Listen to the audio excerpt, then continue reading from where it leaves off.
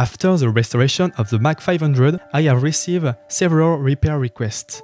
Indeed, the boss of my local AV company wants his alpha spot HPE 700 to be fixed.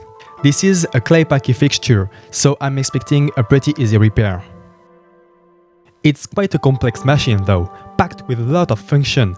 We have motorized focus and zoom, prism, frost, 2 gobo wheel and 1 color wheel, iris, CMI color module, hotspot filter, and shutter with dedicated dimmers. But let's not scatter over the details, so let's put this one on the bench and see what's wrong with it. Oh, I don't like this sound.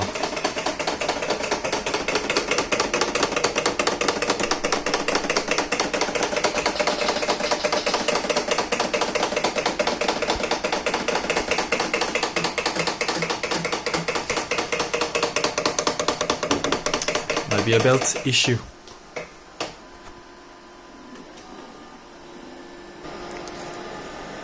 First of all, I want to check on the board if it's a system error or register. And yes, I have error for the zoom and the focus, which were not the sound I was hearing. I don't know if the belt is loose or maybe also the sensor. In any cases, I need to investigate this part.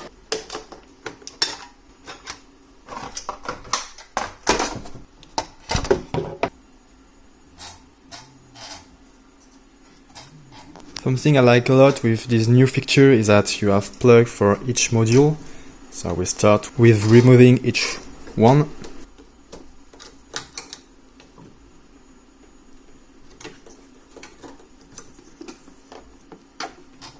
And then I unscrew.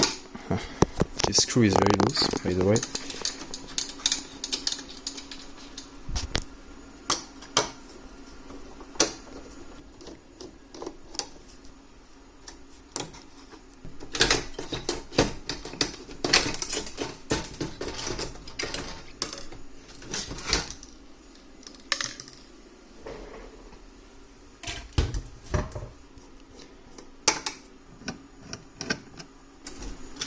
So I can't remove this module because the zoom is in the way, so I need to move it by hand. But I can't remove this module yet because the motor here are on the way. But thankfully, clay PAKY thought about everything and put little set screw here so that the motor can get out of the way, which is very cool.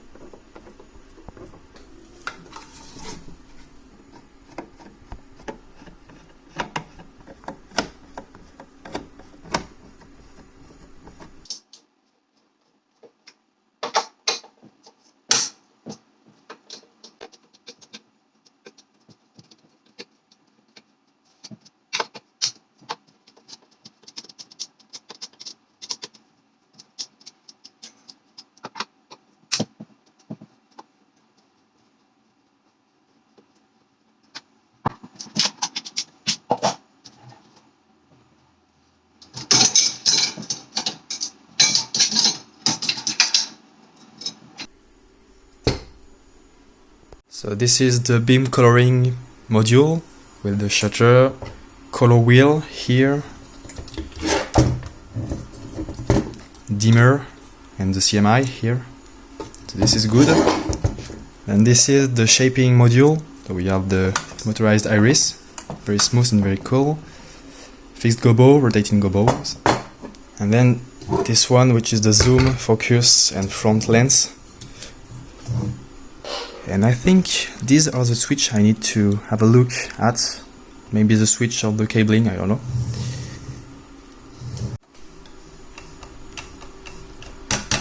Yes, this was the sound I was hearing. The belt has gotten so loose that it's skipping steps. And here is basically the same. Yeah, this is way too loose.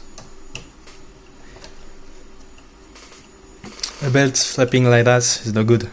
So I need to check each end switches here and here. Maybe we don't have any continuity.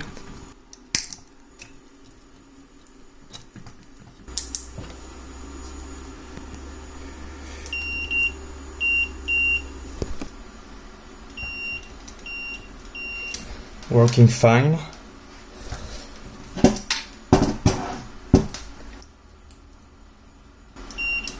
Working fine too, huh? But after looking closely, I can see that this piece is, I'm pretty sure it's made to push something, to push the sensor, but it's pretty far away. I think there is a missing part here. Since this switch has this little lever here, and this one don't, I think that this one, the lever broke down and escaped the little retaining bracket, and now it's not here anymore. Let me check on the other fixture. Oh, see? This one has a little lever.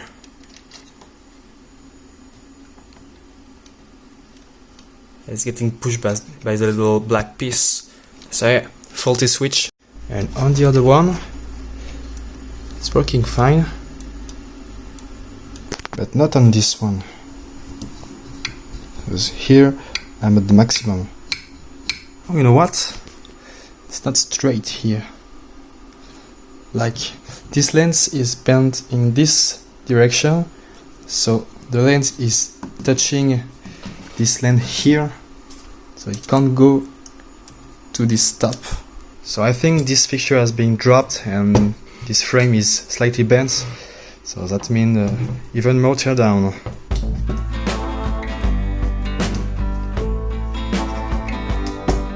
I need to remove the 4 screws to remove the front lens in order to access the little lens behind in order to analyze it. And to stay organized, I like to put my screw inside some plastic box. That way I don't lose them accidentally.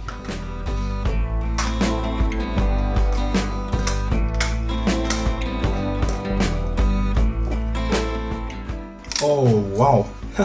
Yeah. You see? This is like that. And it shouldn't be. And the more I'm looking, the more I found weird stuff. This is meant to be straight, this is not. And this is the same. Pretty bent. The whole chassis is completely bent, so I need to take care of that.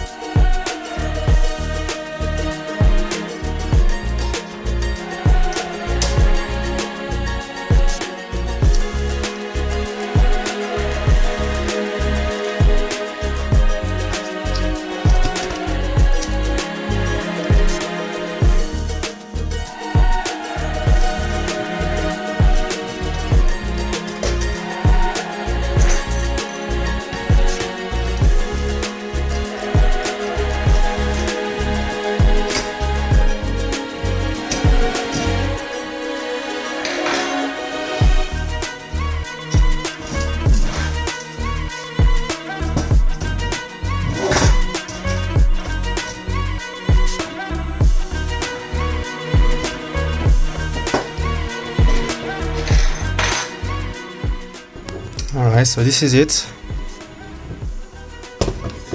now I can unplug everything. And don't have to deal too much with which goes where, because there's a little label on each cable, which is very cool. It's a really nice thought machine, actually. I really like it.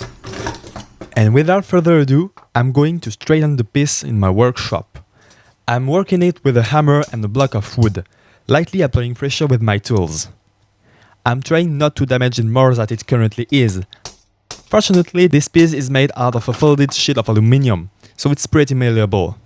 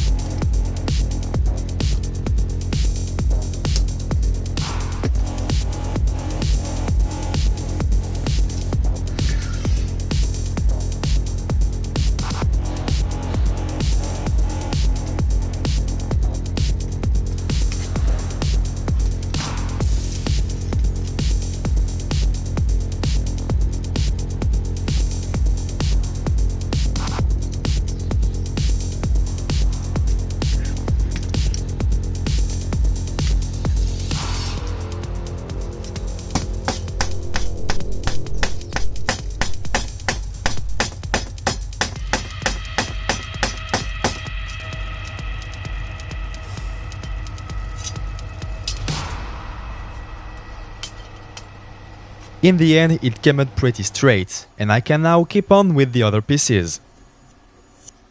The two riser screws were kinked and the lens frame was misaligned. Nothing that my pair of tweezers can't fix though.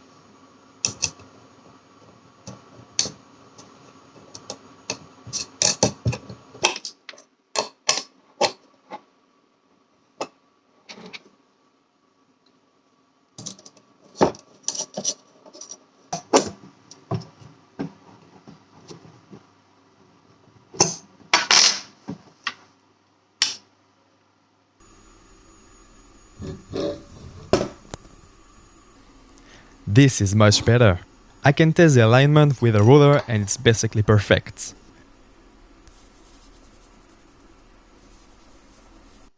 Now measuring on each side the lens deepness, and we have 23.3mm on one side and 23.7 on the opposite side, so we are pretty much dead on.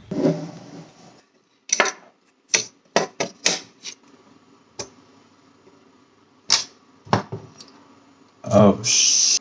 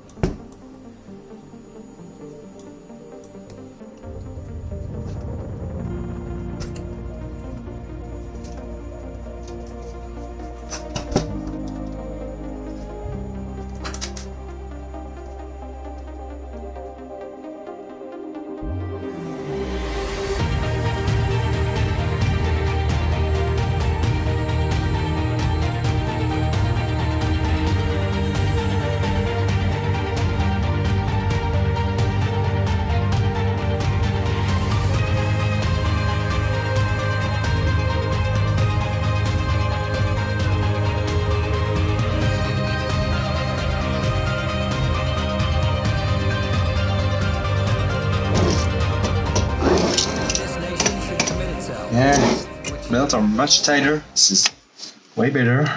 Now this assembly can go down here, and when it goes up, look at the switch here. It's getting triggered. So this is all good.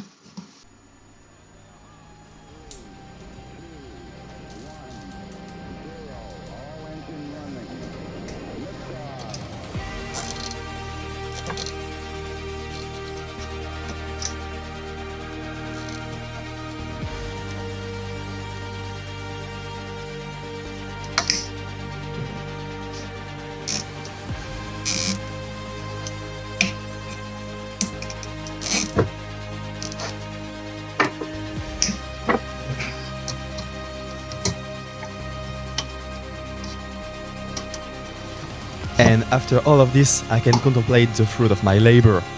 It's happening! I will succeed in reviving this projector.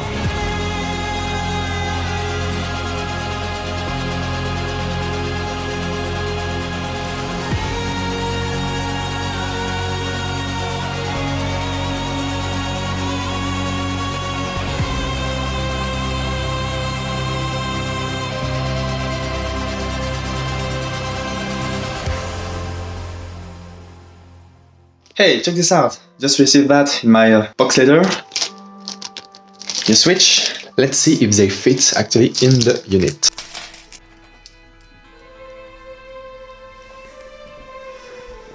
So this is the original.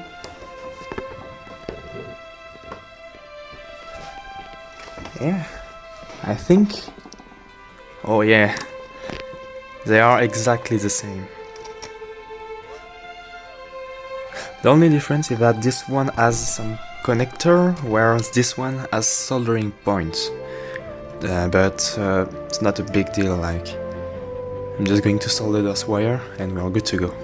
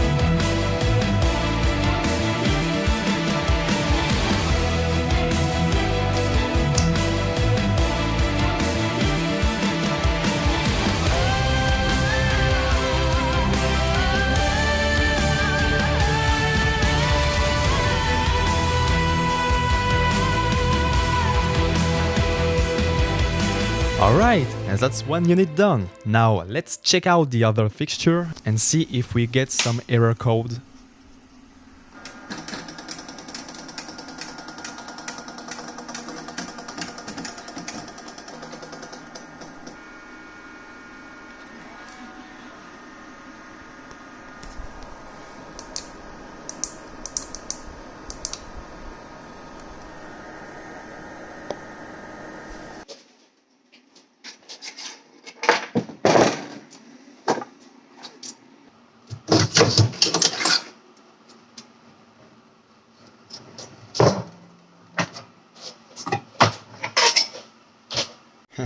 This one is a bit more dirty.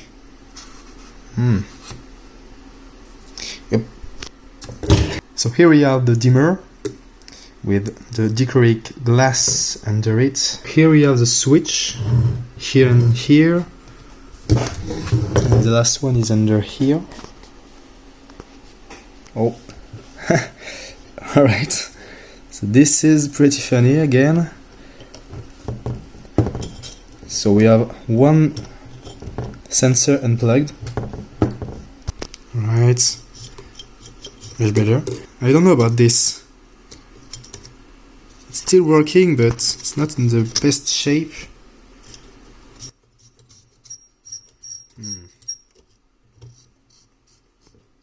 Oh well. You know what? Even if I am forcing this, it's not detaching or breaking, and I'm giving quite a bit of force, so I think this can last a bit longer. If I don't have to replace parts, I will not replace some, because like, it's still working fine. So now I want to test if the fault was just this little cable. And no error. That's cool. So let's fire it up with some tests.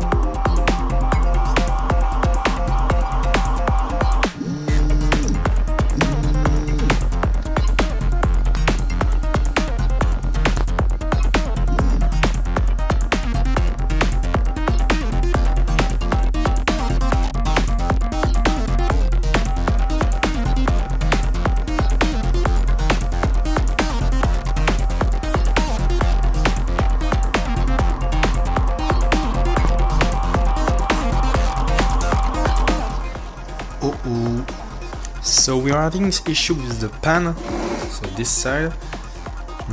So let's change some component to try to locate where the problem is. So I found the schematic online. There is multiple boards. There is this one, but since there are the 3 connections to each module, I'm pretty sure this is for all the effects section. And then we have 1, 2, 3 boards. So this is probably a CPU board. This might be the main control unit. This is the ballast, so this is good. This might be good, so I need to check this one. So let's start here, and it's already missing a screw here. Nice.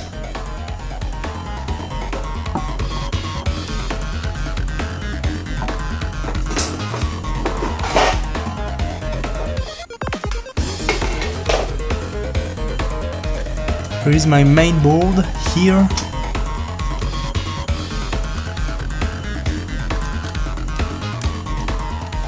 Alright, not this one. Right, so unfortunately it's not this one, this is for the color and zoom. And here it is. So this is the tilt encoder and tilt motor here. Then pan encoder, pan motor here. I'm pretty sure this is the tilt driver and this is the pan driver here. So they are a bit different than the traditional driver, which I think it's those little box.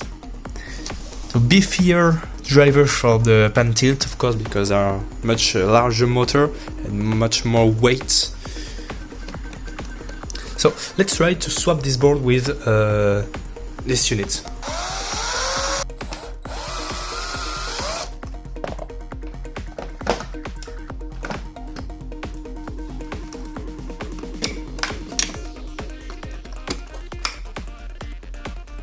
I have to admit this is a very complex machine. Like, there are a lot of board everywhere. You have multiple power supply, because this is a power supply here. There is also some kind of a power supply or thing in here, but just for this board and 2 cables that goes I have no idea where. Like, wow, a lot of pieces and cable. Yep, very complex machine.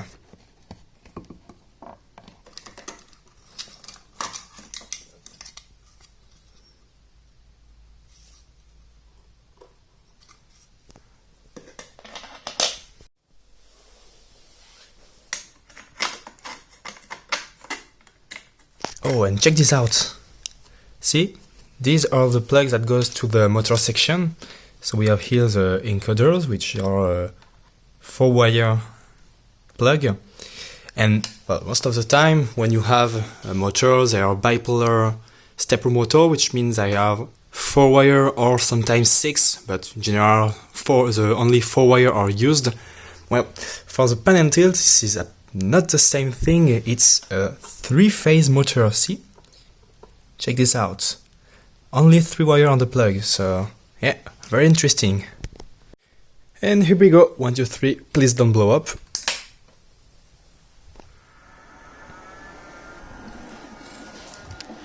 I will run the integrated test routine for a couple hours to make sure it doesn't reveal any other problems. Unfortunately, I was still getting some error even with the new board. And this is the waveform from the motor driver.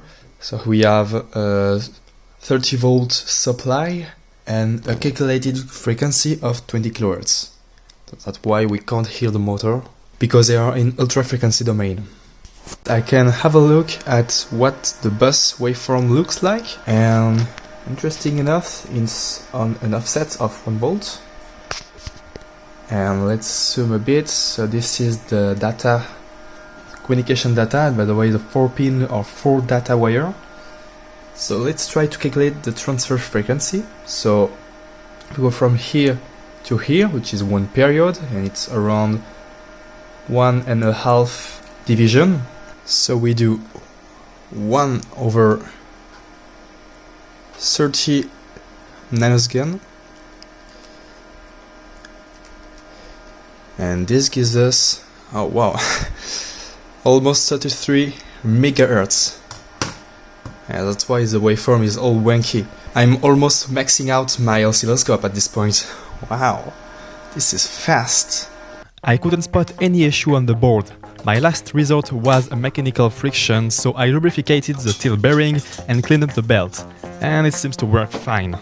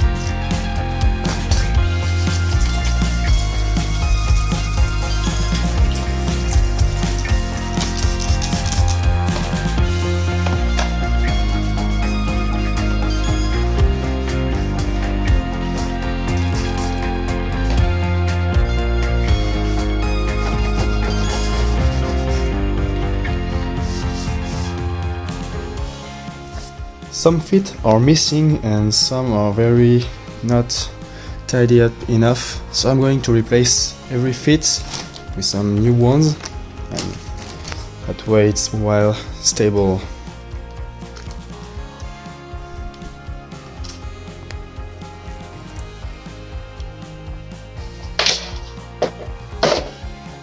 That wraps this up for this machine. I can now return them to their original owner. And that's it for today. If you enjoyed this video, consider clicking the like button. It really helps support the channel, and I see you around.